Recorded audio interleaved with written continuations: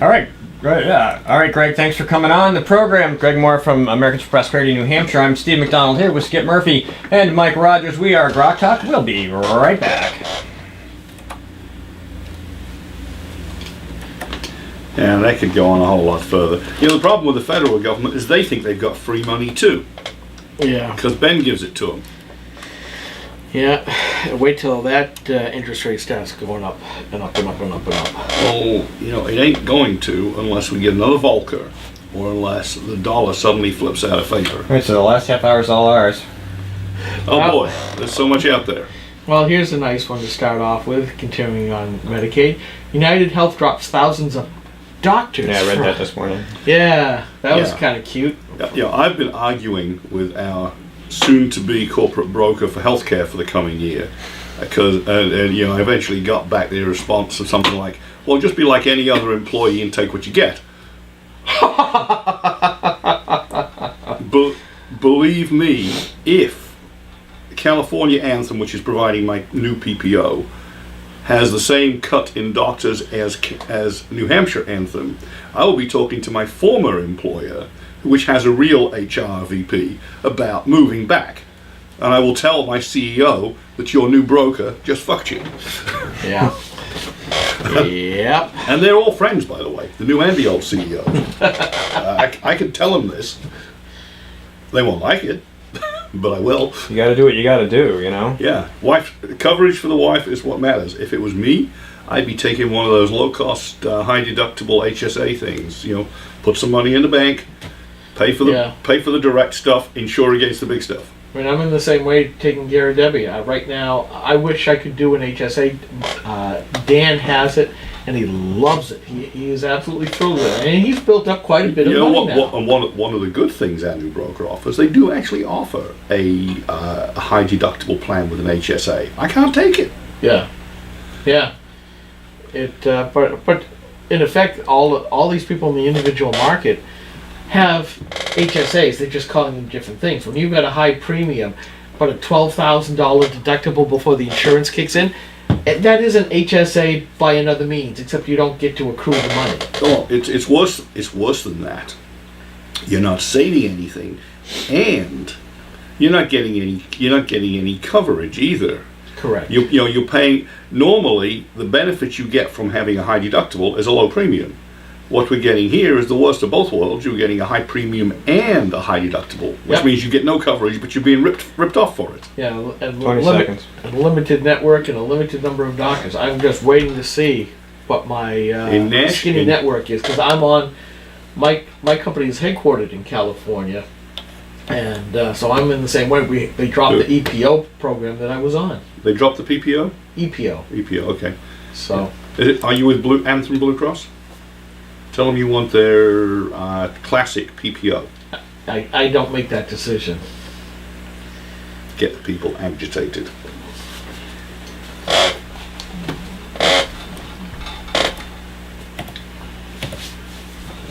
We are back. We are GrokTALK. I'm moving my mic around while I'm talking. So far, a fast-paced show. It's like opposite today. We're doing everything in reverse today. The last half hour is usually the first half hour. I am Steve McDonald. We are here at the CNHT studios in Concord, New Hampshire. Thanks to CNHT. Please spend some time at cnht.org to see what they do and give them a little money if you can. Give us a little money if you can. GrokTALK.com. Buy our Grok gear. Buy our Grok gear. Absolutely. And we still have copies of James O'Keefe's book, Breakthrough. Autographed. Exactly. Waiting to go to folks who will send a minimum of $30 to Granite Grok. And we will very happily mail those out to you. And with Project Veritas exposing a whole bunch new Acorn-like fraud and abuse in Texas, now there's no better time to own that book about what they do and how they do it. Before we get too far into this segment, please visit us on Facebook. Granite Grok is our name. On Twitter, Granite Grok is our handle. And, of course, visit us at granitegrok.com, where we write and generate all kinds of content, national, local, sometimes sports, sometimes funny stuff, and there's plenty there. And Skip's looking at me, and I know he's going to say you should sign up for the Daily Grok, which you should. That way you get an email with a list of headlines and some synopsises of the things, and you can pick and choose what you want and come to the site. And we have search. You can search articles and news and all kinds of things from New Hampshire and beyond, and we encourage you to do that. And trust us, it isn't just the right-wing extremists that read us, because we know that the Democrats, including Chairman Buckley, read Granite Rock daily. So come and see what they're reading about us. Or somebody in their offices, that's for sure. Absolutely. And Hi, Harold. and also the mainstream media read us and then occasionally complain about having to read Granite Grok to get the news. That's a problem we're hoping to increase for them in the future as the election approaches. So, gentlemen, we own the next 24 minutes. What do you want to talk about? Oh gosh, it's an horizon full of targets, and obviously it's like the zombie apocalypse. There's so many things to shoot at, you just don't know where to start. I mean, I shut down last night. There's just so much for me to write about, and I just couldn't fumble my life to put the right words in the right order. So I ended up doing only one little post last night, and I'm thinking there, I'm not carrying up my end, but there is a thing called bloggers burnout. Sure there is, and we've got a lot of people writing. Rick's back writing, ladies and gentlemen.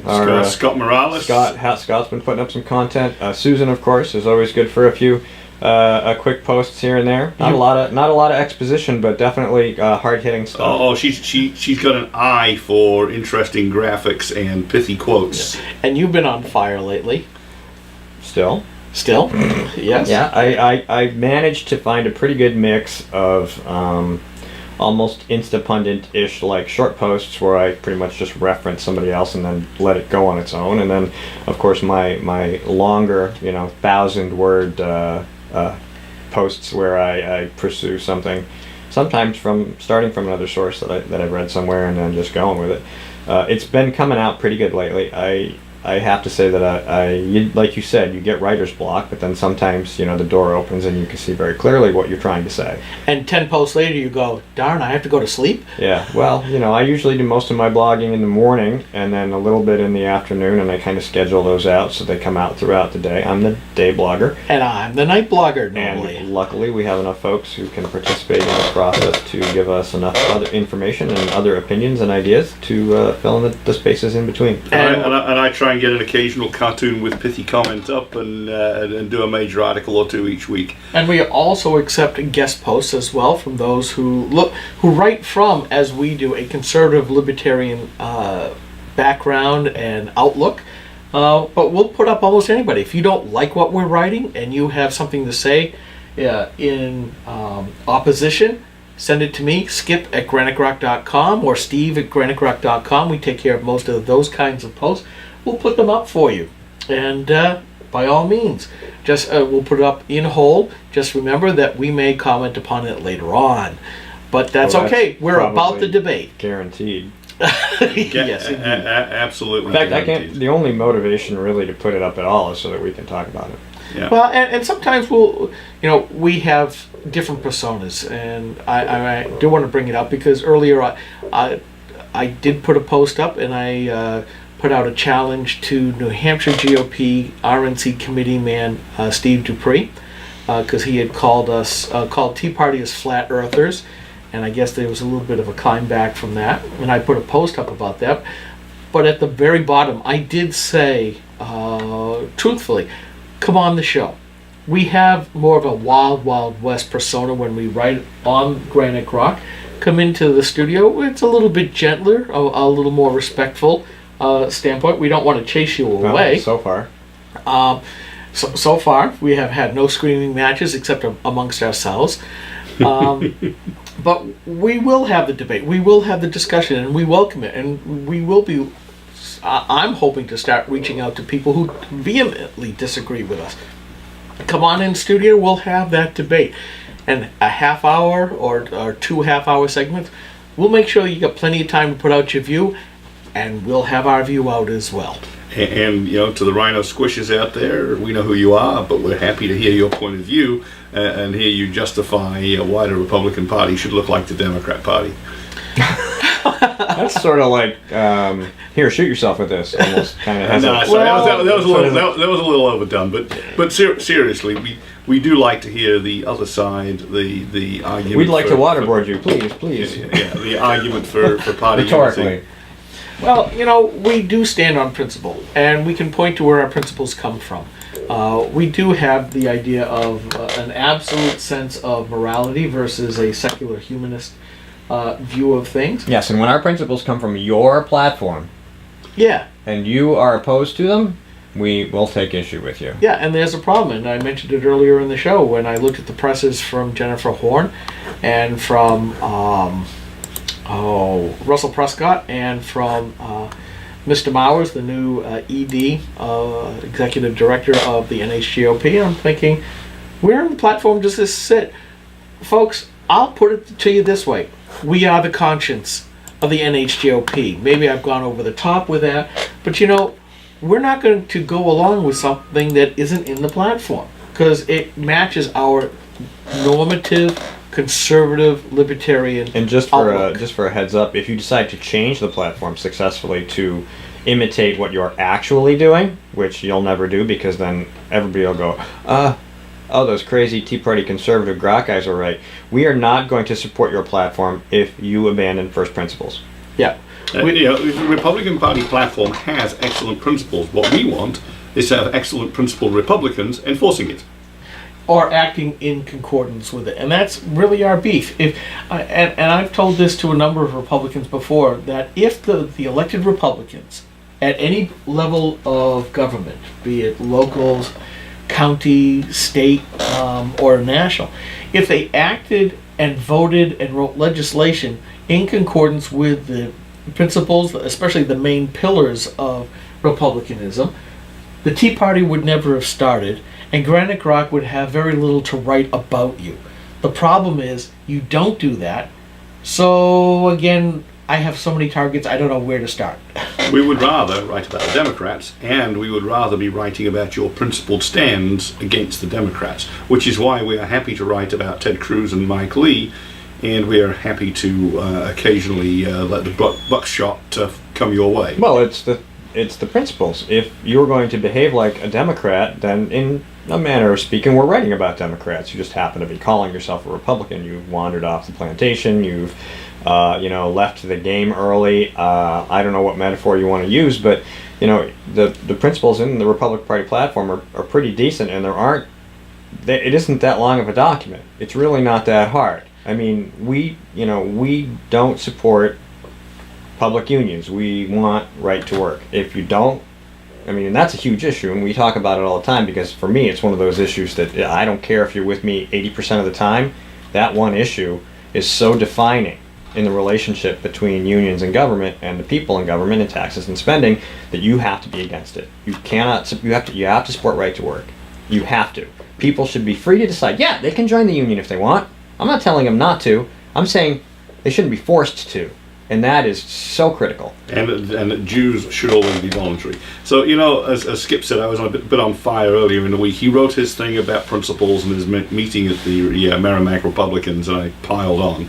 So, in my opinion, those who sign on to the party platform and campaign promises and then vote with the followers of Le Chemin Sinistre, that's the left-hand path, instead, especially if they claim it's for compassionate reasons, are simply infiltrators, traitors to the cause. They should be treated to the 9-line whip, cat o' nine tails, and driven from the fold. Indeed. It goes back to which philosophy are you going to follow? The progressive philosophy that says government must take care of you from cradle to grave, in which that you will give up a lot more rights in the Hobbesian view to government for taking care of you? Or do you want the liberty and freedom that is the American political philosophy on which this country is founded? And yes, it does mean that bad things can happen to you. You will suffer the consequences of bad decisions versus what the progressives say.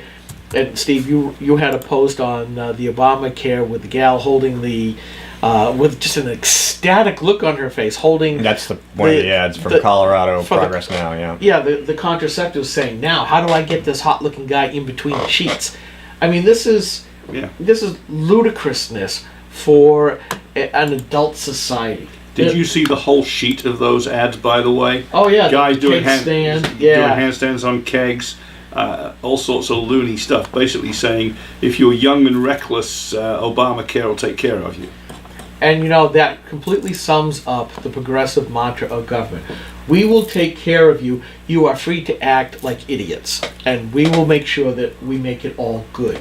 But if you survive. But you'll be in poverty because you're going to pay us a fortune for the privilege of having that care. Yeah, and this all in together stuff, I get so tired of it because, as we were talking about with Robin Eubanks, Common Core is trying to push that along, and it's going to be very hard to fight that because of, you look at the data mining that she implied, that we've talked to Anne-Marie Banfield about, and how that's going to be used in reshaping the child. Just like the Obama data machine reshaped the politics of national elections, and then trying to nudge people to the proper outcome. This is no longer the case of giving people the raw knowledge and then you make up your own mind. These are people who say, we have no problem with the force of government being used to make your mind up ahead of time and giving you that desired outcome we feel is necessary. This is the land of a free people with stuff like that going on? No, as Robin said in one of her posts, I think it was from one of Robin's posts, in academia, they plant ideas in your mind, they make you read texts that essentially have a Marxist or big government slant.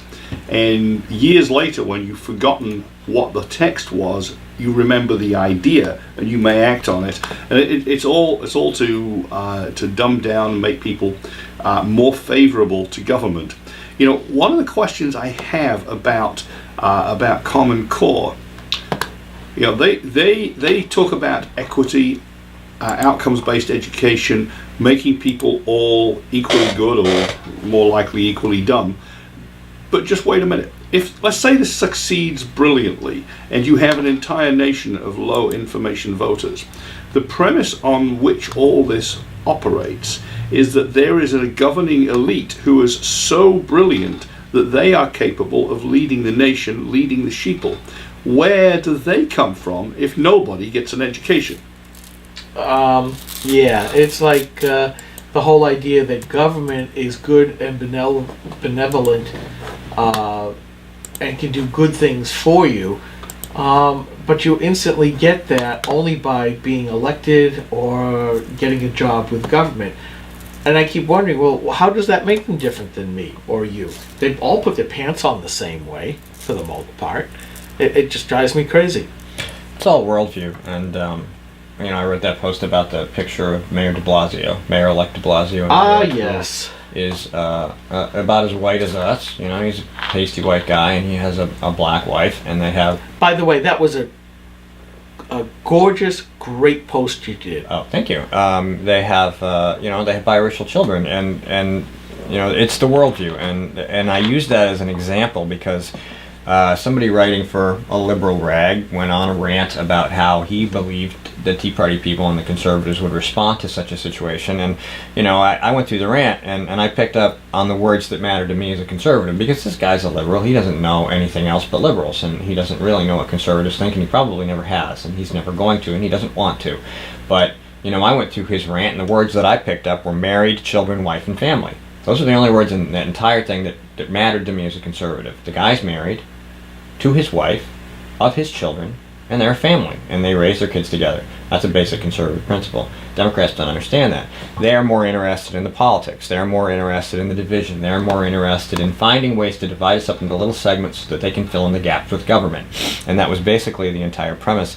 And what I wrote was Democrats and axe grinders like Cohen was the author who wrote the piece, jump through hoops of their own making to arrive at conclusions that fit their own worldview but have very little to do with reality. They see opportunities for division because division creates gaps which liberals then fill with the power of the state. Whether it is race, gender, occupation, wages, religion, national origin, diet, income, the left has a beef. They even have a beef about beef. Conservatives see human potential at varying stages and grasp the simple notion that while we are all different, even when we share a gender, national origin, occupation, religious belief, or income level, there are constants that apply to every human being. We are flawed creatures, many of whom can and do seek the path of least resistance. We fall down, some of us more than others. But we all have great potential. Potential we must realize for ourselves, potential that cannot be managed by distant bureaucrats and that more often than not requires falling down to be discovered and truly realized, potential that needs space to run and the guidance of family, friends, and faith regardless of where they came from and what they look like. Limited and local government, property rights, and rule of law leave us free to define the other parts of our lives for ourselves and to accept responsibility for them. We learn to realize true need and to create associations to address them. We set relevant boundaries for suitable public behavior at every level, from the kitchen table to the conference room table, and establish reasonable local solutions to deal with those who slip up or simply refuse to comply. Democrats are exactly the opposite. You know, everything they do is about manipulating the population. It's about social engineering, and you know we don't need it and we don't want it. We just want you to leave us alone. Really, that's really all we want. We are not these racists. We are not these. I don't spend my whole day thinking about how everything I encounter in my life can be used to my political advantage. It really. Yeah, I'm sorry, Mike. Go ahead. No, we don't. But we have things that smack us in the face and make us think about the political situation. But normally, what happens in life is just life. I make a stupid mistake, I go about fixing it. I really thought that post really summed it up well. And I think that speaks for an awful lot of us, that we just want to be left alone. But then the Democrats take that and say, oh, you don't want to be part of the community. You're an anarchist. Yeah, and they take it and then they zoom They want to destroy government. I don't want to destroy government. I want government. A little. Just enough. I want the freedom to decide how much I get. We want the government as defined in the founding documents as being instituted amongst men to preserve these rights, as opposed to anarchists who actually think that mutual cooperation will fix everything until Genghis Khan rides over the horizon. But it's not mutual. It's forced. Progressives have this all-in attitude that everybody must be all in. If they can't get a law that says everybody's all in, then they don't want to do it by themselves for the most part. And the problem isn't just on the Democrat side either. Again, I go back to Steve Dupree. If you're going to say something in public, if you're going to say it to a reporter and it gets into print, then I'm not going to pick on you just because you're a Republican. I'm going to respond to what you publicly said and made an accusation, which was flat earthers, and said that the far fringe of the Tea Party are nothing but anarchists. I don't write anything that I don't believe and that I won't back up. No. You should do the same. Exactly. They're going to make these wild accusations. Basically, he said something stupid in public on the record, and we turned around and said, you said something stupid. But, you talked about Cohen, who wrote that article, and it's very clear that he hasn't spent any time talking to real conservatives out here in the grassroots or Tea Parties, and I will say the same thing for Steve Dupree. If you had any sledge of an idea of what the Tea Party was or is, you wouldn't have made that remark about anarchists. It's quite obvious that you're in a little bubble, red, pinkish bubble full of establishment Republicans who think the same things.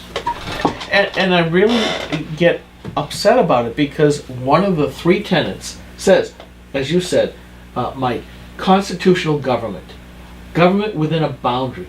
That means we're not anarchists. We actually do believe that there is a role for government. But we do believe that the progressives have pushed that far beyond where it should ever have gone, like you said, Steve, into every nook and cranny of our lives. That's what they do. They want to separate it and fill that gap.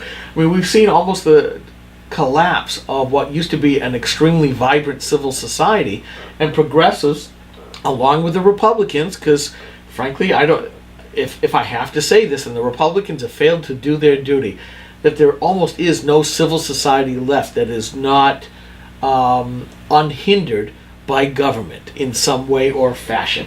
So that means there's only government without that luxury that the founders wanted, which is that buffering ability of civil government to push back on behalf of the individual against an encroaching government. Right. So anarchists sort of brings up an interesting thought. Real anarchists who believe in all mutual cooperation and no government, which I think is an untenable long-term situation, versus the ultra-progressives where they believe in social anarchy, but big government as the caretaker. Because if you look at it, they don't believe in any kind of behavioral controls on the individual. They Oh, sure they do. But they, well, Sure they do. They don't want you practicing religion in the public square. okay, but any kind of licentiousness is fine. Oh, absolutely. I think where the right-wing anarchists meet the left-wing anarchists, and it's a circle. I mean, they do meet. You eventually get so far. We understand that human nature is the component that makes both the idea of a right-wing driven anarchy as impossible as a left-wing driven planned state. Human beings don't work for free. They just don't. It's not in our nature. We always want something in exchange. If you're going to have a fair exchange, are you talking about communism? Because that doesn't work. And on the other side, you're talking about, well, people will just defend themselves. They'll just defend themselves. And like you said, until somebody manages to convince a bunch of people, and human beings are receptive to being part of something bigger and better than what's out there. So they will glom onto this new guy, and they will have more weapons and power and influence, and they will run over everybody else, because that's what happens. History doesn't lie. You just have to look at it, and you know it won't work. You start off with roving bands who cooperate, and then you end up with larger bands or tribes, and the bigger ones overrun the smaller ones, and then you end up with feudalism and the medieval systems. And one path leads to enlightenment, one path leads to socialism. Here in America, we have or had enlightenment. It is our duty, our lives, our fortunes, our sacred honor, to defend that. Yeah, the problem is that the progressives don't want you to know what your history was, especially U.S. history. They won't go back any further than that. They kind of poo-poo it, so it's almost like the self-fulfilling prophecy that progressive history only starts the day that they were born. And you're right. And even that has a shelf life. That has a shelf life as well. And going back to Mike, your standpoint, they don't want you to realize that it's the strongman government that has been the norm for all of human history, and that the Enlightenment gave us something new, which is that the individual was sovereign and government was supposed to protect that liberty and freedom and that sovereignty. And now we see it under the progressive model, going back to they want to be the new apparatchiks, or what I've been calling the neo-feudalism. Which is what I've also referred to. And I keep asking them, dear Democrat, dear Marxist, there's only going to be a limited size of class of apparatchiks under the one-party state. Do you think you're going to be part of it? Do you feel lucky, punk? Well, do you? That's true, because you can't. I mean, as the government sucks resources out of the economy. I thought you were going to stop there and say the government sucks. But wait, let me rephrase that. As the government sucks resources out of the economy, people are like, well, where's the money going to come from? Show me a state, like, say, Russia, when it was a communist state, the government, if you were in the party, you might get privileges. And even basic privileges. Heat, water, food.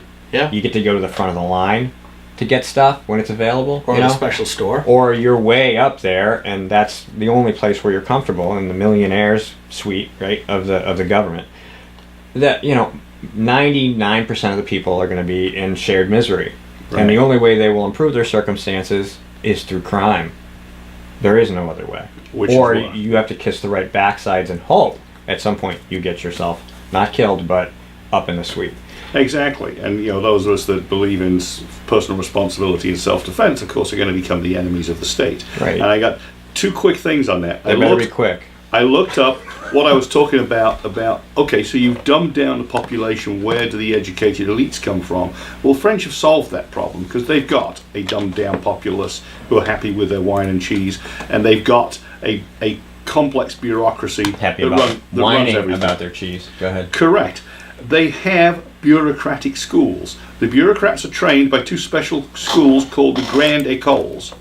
There are over 1 million students in higher ed out of about 50 or 60. Only 52,000 make it to the Grand Écoles, and only 3,000 get to attend the top two schools, which are the National Administration School and the National Polytechnic School. In other words, the bureaucrats and the technocrats that will rule our lives. That's the French model. And if you're in public education and a victim of Common Core, you will never be smart enough to be any of those people. I'm Steve McDonald here with Mike Rogers and Skip Murphy. This is another edition of Grok Talk, brought to you by GrokTALK.com. We'd like to thank you for spending some time with us, and we look forward to doing the same thing again really soon. The rant ends here.